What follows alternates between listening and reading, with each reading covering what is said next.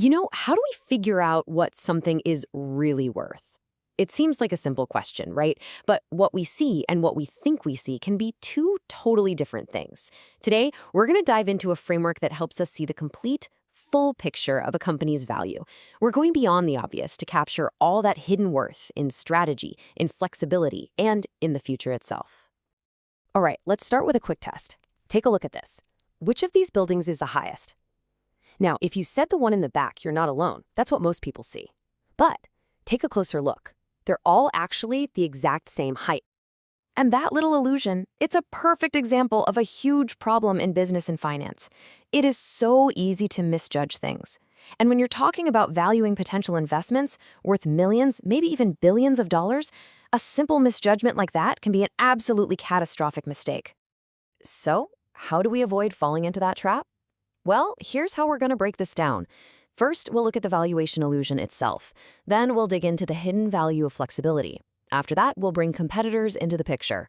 Then we'll build out the complete expanded framework. And finally, we'll see how this creates a whole new way to make decisions. Okay, let's get right into it. Part 1, the valuation illusion. Why do the classic tools we've been using for so long often give us a picture that's, well, incomplete and sometimes just plain wrong? The classic go-to method for a lot of folks is something called discounted cash flow, or DCF. Basically, it projects a company's future cash flow and then it discounts it because, a dollar today is worth more than a dollar tomorrow. What you get is the value of a company's existing assets. Think of it like a financial snapshot. It tells you how the company is doing right now. But here's the problem. The future isn't a snapshot. It's a wide open movie, and a picture of today just doesn't cut it. And this is where the problem becomes crystal clear. For really innovative companies, the value they get from their current assets, the part that DCF measures, can be a tiny sliver of their total worth, maybe as little as 25%. As you can see, the other massive 75% comes from what's called the present value of growth opportunities. This is the value of all the potential future moves a company could make. Think about a biotech firm with a promising new drug. Its current cash flow might even be negative, but its potential value is enormous. DCF alone just completely, utterly misses this huge piece of the puzzle. Okay, so if DCF misses all that future potential, how do we actually value it? Well, that brings us to our second section, understanding the incredible value of flexibility through something called real options. We tend to look at uncertainty as a bad thing, right? As a risk we need to avoid at all costs. But what if we've been thinking about it all wrong? This quote really hits the nail on the head. So often, the biggest regrets, the biggest missed opportunities come from being too afraid to take a chance on an uncertain future. This is exactly where real options come in.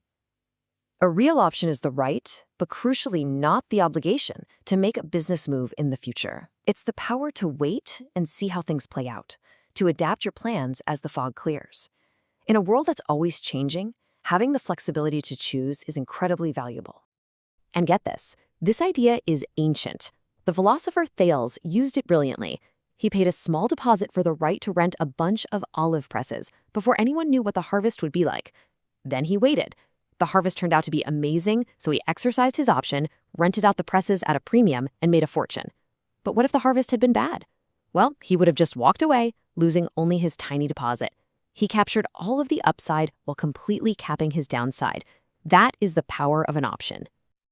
And the truth is, you use real options in your own life all the time, probably without even realizing it.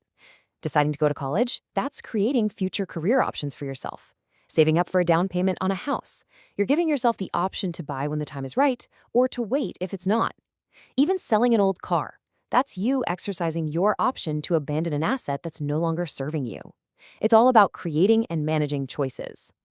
But here's the thing. Your options and a company's options, they rarely exist in a vacuum. You've got competitors, and every move they make affects your choices. This brings us to the next level, playing the option game.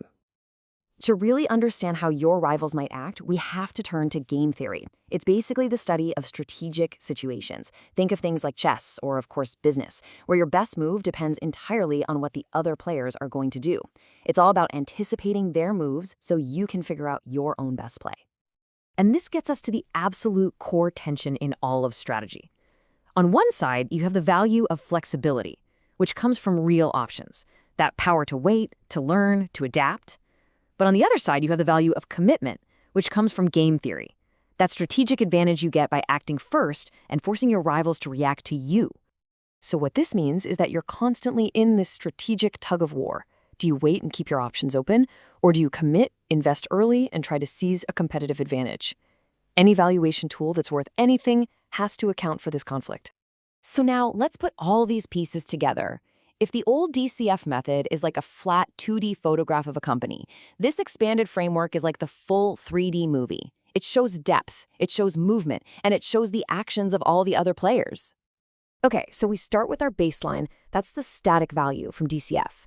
This tells us what the company's existing assets are worth. It's our foundation, it's the ground floor. Next, we build on top of that. We add the flexibility value that comes from real options. This layer accounts for all those potential future choices the company has the right, but not the obligation, to make down the road.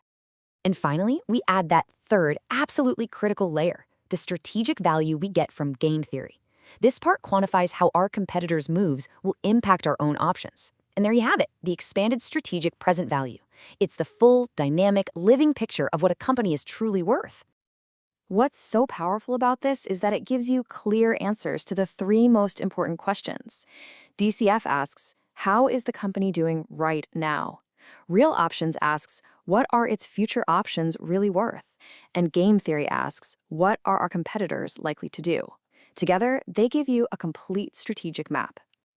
Look, this isn't just about getting a better calculator. It's about a fundamentally new way of thinking. It transforms valuation from just some financial exercise into a powerful strategic mindset. This classic quote has never been more true. The price of an investment or an acquisition, that's just a number. But the value includes all the future options it creates and the strategic position it puts you in against your rivals. This expanded framework lets you see what you really get for your money. And this, right here, is the ultimate takeaway. We have to stop looking at decisions as isolated, standalone projects. Every investment, every choice, is a link in a much longer chain. What you decide today directly shapes the opportunities you'll have tomorrow. You have to value the entire strategy, not just the one project sitting right in front of you. So I'll leave you with this to think about. The next time you're facing a big decision, whether it's at work or just in your own life, ask yourself this simple question. Are you just valuing this one single project, or are you valuing your entire future?